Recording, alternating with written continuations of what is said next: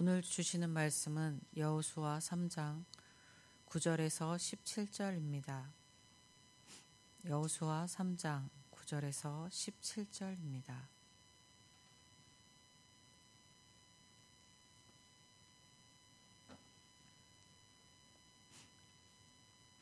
여호수아가 이스라엘 자손에게 이르되 이리 와서 너희의 하나님 여호와의 말씀을 들으라 하고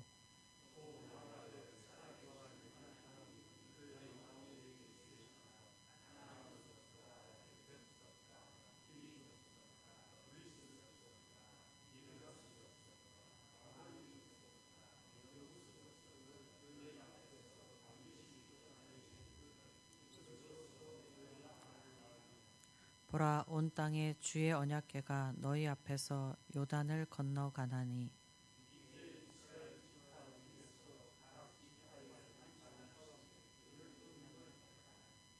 온 땅에 주 여호와의 궤를 맨 제사장들의 발바닥이 요단물을 밟고 멈추면 요단물 곧 위에서부터 흘러내리던 문이 끊어지고 한 곳에 쌓여 서리라.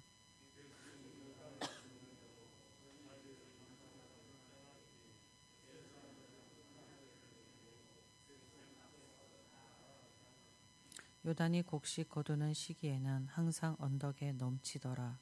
궤를 맨 자들이 요단에 이르며 궤를 맨 제사장들의 발이 물가에 잠기자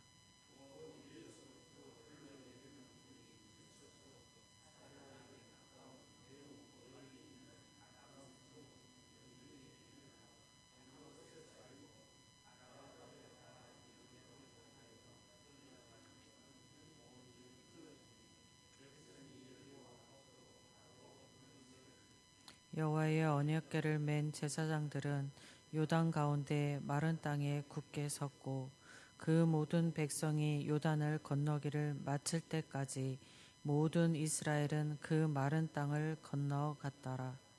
아멘. 오늘 본문 말씀에는 하나님께서 여호수아를 통해 이스라엘 백성에게 두 가지의 예언을 하고 계십니다. 그 예언 하나는 이스라엘이 정복할 가나안 땅에 거주하고 있는 7 족속을 하나님께서 반드시 쫓아내실 것이다 입니다. 그리고 또 다른 하나의 예언은 이스라엘 백성들이 곧 건너가야 하는 요단강의 물이 그들이 건널 때에 끊어져 멈출 것이라는 것입니다. 하나님께서 가나안 땅에 거주하는 7 족속을 쫓아내신다라는 것은 가나안 정복 전쟁은 이스라엘이라는 민족과 가나안 족속의 민족 간의 전쟁이 아니며 또 영토 분쟁의 성격의 싸움도 아니라는 말씀입니다. 가나안 정복 전쟁은 하나님의 주권으로 하나님이 친히 싸우시는 하나님의 전쟁이며 한편으론 하나님의 영적인 전쟁인 것입니다.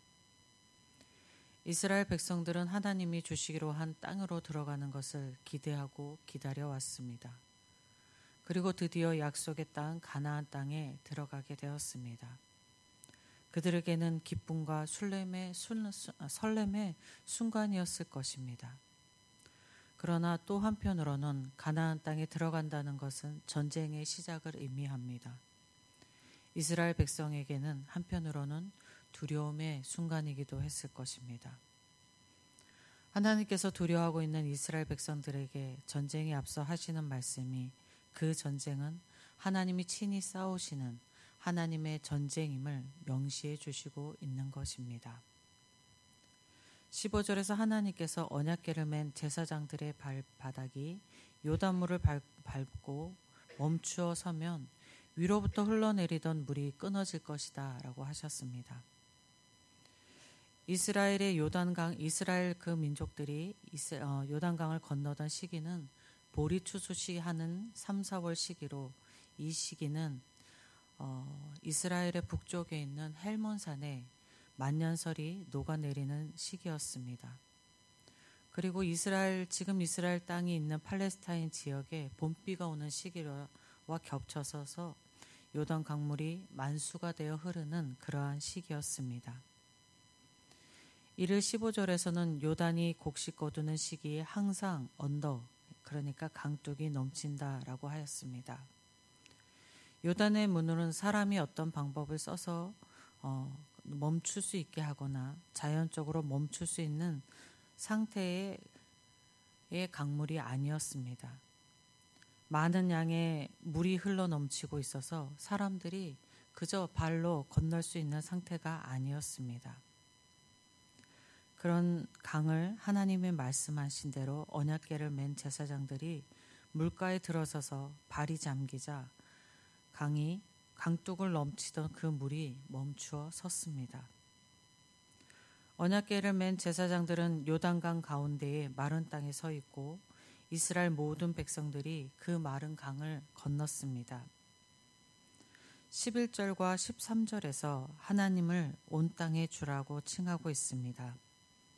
하나님을 온 땅의 주라 칭함은 하나님이 천지 만물을 창조하신 창조주, 천지 만물의 주인이라는 것입니다.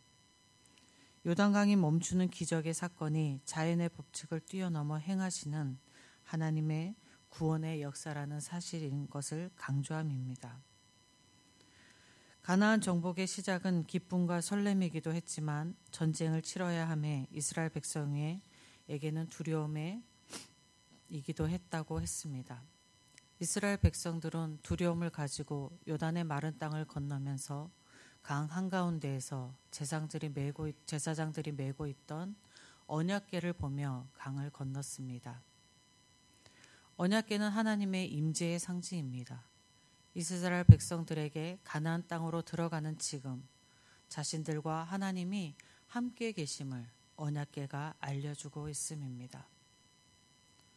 바울은 갈라디아서 2장 20절에서 내가 그리스도와 함께 십자가에 못 박혔나니 그런즉 이제 내가 산 것이 아니요 오직 내 안에 그리스도께서 사신 것이다 라고 고백했습니다.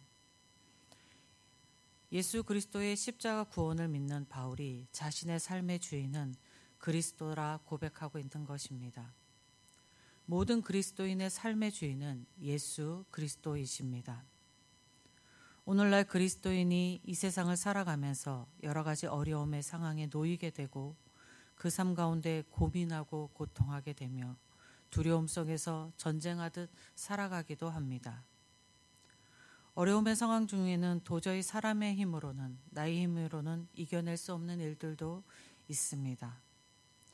오늘날도 그리스도인의 모든 삶의 강 가운데 언약궤가 있는 것과 같이 그리스도인의 모든 삶 가운데에도 하나님이 임재하여 계십니다. 그것을 우리에게 확신시켜 주는 것은 예수 그리스도의 십자가입니다. 예수 그리스도의 십자가로 인하여서 하나님이 우리 가운데 임재해 계십니다. 오늘 말씀의 한 가지 핵심을 말해보라 하면은 하나님이 너희 가운데 계신다입니다. 다른 말로 또 표현하면 하나님이 나의 가운데 계신다입니다. 이스라엘은 하나님이 계시기에 요단강을 건너고 하나님이 계시기에 가나안 족속을 물리치게 된 것입니다.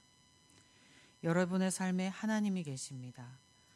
하나님이 계시기에 건널 수 없는 삶의 어려움의 상황들을 이겨낼 수 있고 타락한 이 세상 속에 살지만 거룩한 하나님의 백성으로 거룩한 삶을 살아갈 수 있습니다.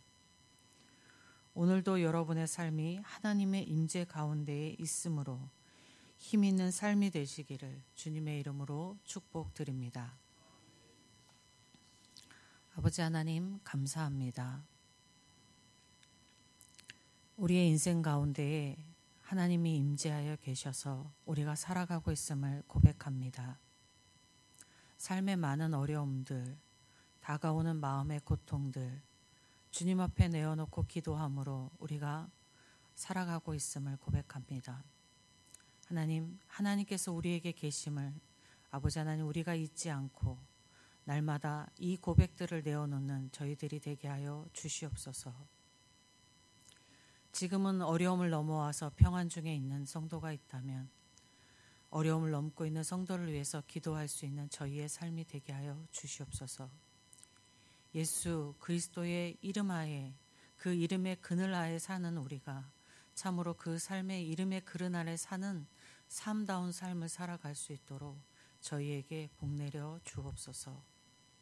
성령의 충만함을 주시어서 그 성령을 따라 살아가게 하시고 성령의 힘으로 인하여서 아버지 하나님 이 땅 가운데에 살지만 세상 사람과 다른 거룩한 삶을 살아갈 수 있도록 인도하여 주시옵소서. 하나님의 은혜를 오늘도 간절히 소망하며 우리 주 예수 그리스도의 이름으로 기도드립니다. 아멘. 하늘에 계신 우리 아버지, 아버지의 이름을 거룩하게 하시며 아버지의 나라가 오게 하시며 아버지의 뜻이 하늘에서와 같이 땅에서도 이루어지게 하소서. 오늘 우리에게 일용할 양식을 주시고 우리가 우리에게 잘못한 사람을 용서하여 준 것 같이 우리 죄를 용서하여 주시고 우리를 시험에 빠지지 않게 하시고 악에서 구하소서. 나라와 권능과 영광이 영원히 아버지의 것입니다. 아멘. 이 시간 함께 기도하실 때에 먼저 예천교회를 위해서 기도하겠습니다.